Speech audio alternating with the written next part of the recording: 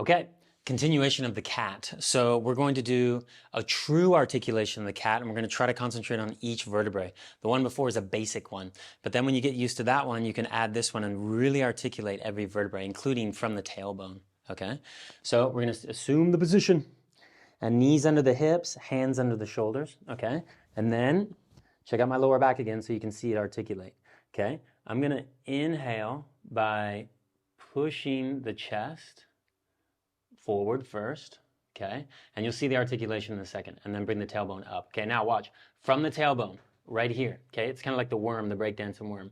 And then I just move the pelvis, control that pelvis, and then you see my lower back. I can articulate,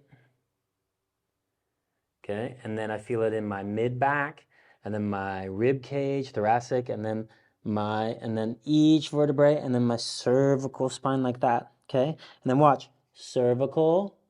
Okay, I'm trying not to move the lower back yet. Okay, and this is really difficult, so I got to go really slow and talk really slowly. So thoracic cage, okay, so I'm pushing that chest down, and then I'm going lower thoracic, and then lumbar, and then tailbone up, okay? So hopefully that's some good articulation, and then tailbone. Okay, and you might have to inhale and exhale once throughout all this because it takes so freaking long.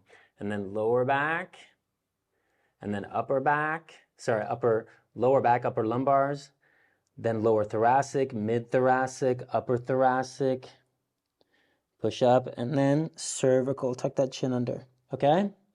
That's how slow you're going. Just imagine breakdancing the worm, okay? Which later we'll do. I'll teach you how to do the worm if you really like. But you got to watch Beat Street 2, Electric Boogaloo.